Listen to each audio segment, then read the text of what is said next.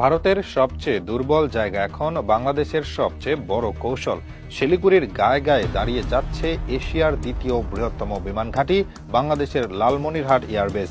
শুধু ঘাঁটি নয়, এটি হচ্ছে একটি ভয়ঙ্কর সামরিক বার্তা, একটি কৌশলগত হুমকি এবং ভবিষ্যতের যুদ্ধ ভারসাম্য পাল্টে দেওয়ার কেন্দ্র। ভারতের চিকেন নেক নামে পরিচিত শিলিগুড়ি করিডোর এখন এই ঘাঁটির ছায়ায় ঢেকে যাচ্ছে। দিল্লির ভেতরে বসেই ভারত বুঝে গেছে বাংলাদেশ যা করছে সেটা কোনো প্রতিরক্ষামূলক প্রস্তুতি নয়, এটা আক্রমণ মোকাবেলার সক্ষমতা গড়ে তোলা, একদম শত্রুর গলার কাছে। চিকেন নেক করিডোর মানে ভারতের সেই ২২ কিলোমিটার প্রশস্ত সরু ভূখণ্ড, যেটা ভারতের মূল ভূখণ্ডকে ৭টি উত্তর পূর্ব রাজ্যের সঙ্গে যুক্ত করে রেখেছে। এই অঞ্চল ভারতের জন্য যে কতটা গুরুত্বপূর্ণ তা বোঝানোর জন্য যুদ্ধ লাগার দরকার পড়ে না। শুধু একটা বিমান ঘাঁটি, শুধু একটি মিসাইল রাডার, শুধু একটা ফাইটার জেট এখানে স্থাপিত হলে ভারতের উত্তর পূর্ব অংশ পুরোপুরি বিচ্ছিন্ন হয়ে যাবে। আর সেই কাজটাই এখন করছে বাংলাদেশ। লালমনিরহাট ঘাঁটি এখন শুধু একটি রানওয়ে নয়, এটি হচ্ছে একসাথে radar command, UAV operation centre, fighter squadron hanger এবং সামরিক প্রশিক্ষণ ইউনিটের একক মিলিটারি কমপ্লেক্স। এবং এটিকে ঘিরেই তৈরি হচ্ছে দেশের বৃহত্তম অ্যারোস্পেস ইউনিভার্সিটি, যেখান থেকে বের হবে বাংলাদেশের নিজস্ব প্রতিরক্ষা বিজ্ঞানী, প্রযুক্তিবিদ, ড্রোন অপারেটর ও কৌশল বিশ্লেষক। এই ঘাঁটি হবে বাংলাদেশের সামরিক মস্তিষ্ক, আর অবস্থান হবে ঠিক ভারতের গলার ওপর। চীনের বিআরআই, তুরস্কের সামরিক প্রযুক্তি, রাশিয়ার সরাসরি অস্ত্র সহায়তা, সবকিছুর মধ্যে বাংলাদেশ এখন এমনভাবে নিজেকে বসাচ্ছে যেখানে এশিয়ার আধিপত্যের ছক নতুন করে আঁকা হচ্ছে। আগে যেখানে বাংলাদেশ ছিল একমাত্র ভোক্তা, অস্ত্র কিনতেও সিদ্ধান্ত নিত না, এখন সেখানে বাংলাদেশ বলছে আমরাও নির্মাতা হব, আমরাও রণপ্রস্তুতির নেতা হব। লালমনিরহাট ঘাঁটির নির্মাণ পরিকল্পনা শুরু হয় শান্তভাবে, কিন্তু দ্রুতই তা ভারতের কূটনৈতিক সার্কিটে আগুন ধরিয়ে দেয়। কারণ তারা বুঝে গেছে বাংলাদেশের এই ঘাঁটি শুধু নিজের আত্মরক্ষার জন্য নয়, এটা হচ্ছে সেই ঘাঁটি যেখান থেকে যুদ্ধ শুরু হলে ভারতের দুর্বল করিডোর হয়ে উঠবে মৃত্যু ঘণ্টার মতো ভয়াবহ।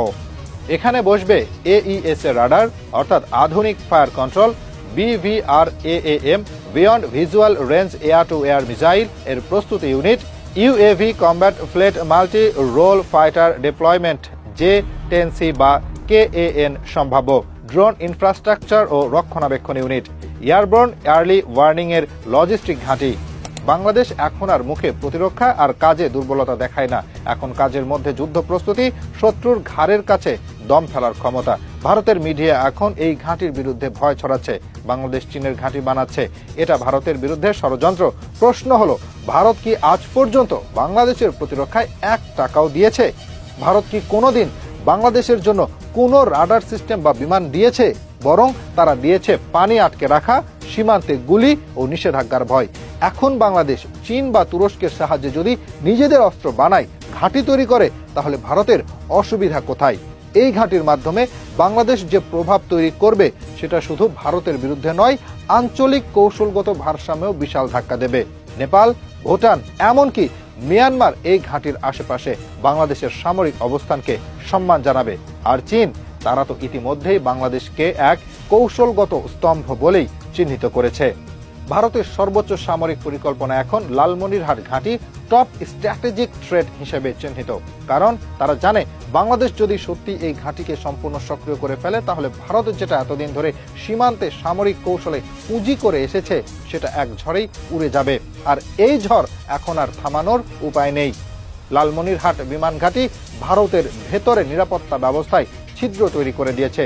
যতক্ষণ এই ঘাঁটি ছিল একটি ভবিষ্যৎ পরিকল্পনা, ভারত তখনও আড়াল করে আশঙ্কা লুকাতে পারত, কিন্তু এখন যখন এই ঘাঁটির ভূমি সমতল হচ্ছে, রানওয়ে বিস্তৃত হচ্ছে এবং আন্তর্জাতিক সামরিক শক্তিগুলো সরাসরি বিনিয়োগের আগ্রহ দেখাচ্ছে, তখন দিল্লি বুঝে গেছে তাদের চিকেন নেক আর কোনো নিরাপদ প্যাসেজ নয়, এখন সেটা পরিণত হয়েছে এক ভয়ঙ্কর ফাঁদে।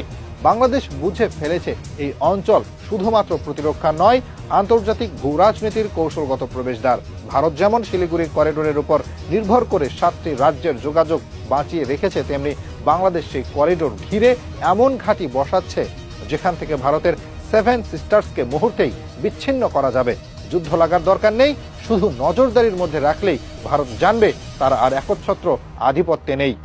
লালমনিরহাট বিমান ঘাঁটি হতে যাচ্ছে কমব্যাট, লজিস্টিক্স, এয়ার সার্ভিল্যান্স এর একত্র এক সুপার হাব।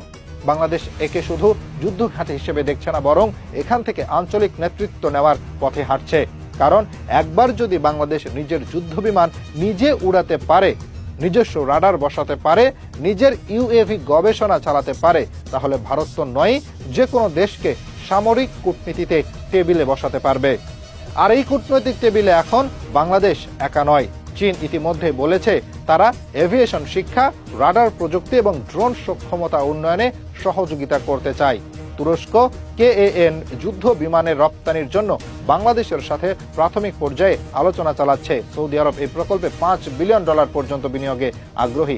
এমনকি রাশিয়ার পক্ষ থেকেও Su-35 ফ্ল্যাঙ্কার রপ্তানির সম্ভাব্যতা নিয়ে আলোচনা হয়েছে। এই 4টি রাষ্ট্রের কেউই ভারতমুখী নয়। এরা সবাই জানে বাংলাদেশ এখন দক্ষিণ এশিয়ার মধ্যম শক্তি হয়ে উঠছে এবং এই অবস্থান আসছে অস্ত্রশস্ত্র দিয়ে নয়, দূরদৃষ্টি পরিকল্পনা আর সাহস দিয়ে। ভারতের জন্য সবচেয়ে বড় ধাক্কা হলো তারা এখন আর বাংলাদেশকে নিয়ে কোনো হিসাব করতে পারছে না। আগে তারা জানতো ঢাকা কিছু করবে না, চুপ থাকবে, ভারতের দিকেই তাকিয়ে থাকবে। এখন বাংলাদেশ তার ঘাঁটি বসায় শিলিগুড়ির কাছে, যুদ্ধ বিমান কিনে রাশিয়া, তুরস্ক, চীন থেকে। আরো ভয়ঙ্কর সত্য হলো এই ঘাঁটির মাধ্যমে বাংলাদেশ শুধু উত্তরাঞ্চল নয়, পুরো দক্ষিণ এশিয়ার সামরিক ভারসাম্য পাল্টে দিতে পারবে। দক্ষিণ চীন সাগরের পরিস্থিতি, মালাক্কা স্ট্রেইটের সামরিক উত্তেজনা, ভারতের উত্তর পূর্ব সীমান্তের ভঙ্গুর অবস্থা, সবকিছুর মাঝে বাংলাদেশ এখন হয়ে উঠছে সেই একমাত্র শক্তি যে কিনা কারো পক্ষ না নিয়ে নিজের অবস্থান তৈরি করছে। এই ঘাঁটি যদি পুরোপুরি সক্রিয় হয়ে যায় তাহলে শুধু শিলিগুড়ি নয়, দিল্লি পর্যন্ত আকাশ ও নজরদারির আওতায় চলে আসবে। যুদ্ধ বিমান যদি থাকে, 4.5 জেনারেশনের ড্রোন থাকে লং রেঞ্জ স্ট্রাইক ক্যাপাবল এবং রাডার থাকে জ্যাম প্রুফ AESA, তাহলে ভারতের আকাশ সীমায় একচ্ছত্র আধিপত্যের দিন শেষ।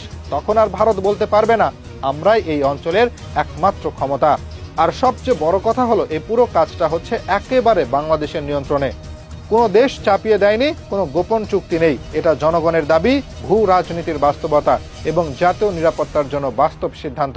অতএব কেউ যদি ভেবে থাকে এই প্রকল্প থামানো যাবে, সে বোকার স্বর্গে বাস করছে। ভারত চায় লালমনিরহাটে কোনো সামরিক স্থাপনা না হোক, আকাশ থেকে শুধু ট্রেন আর গরুর গাড়ি দেখা যাক। আর বাংলাদেশ বলছে এই আকাশে এবার আমাদের যোদ্ধা উড়বে, আর যদি কেউ, তখন সেই আকাশ থেকেই সোজা নিশানা নামবে। এই হলো নতুন বাংলাদেশের রূপ। এটা আর নতজানু বন্ধুত্ব নয়, এটা একদম দাঁত ভাঙ্গা কৌশলগত নেতৃত্ব।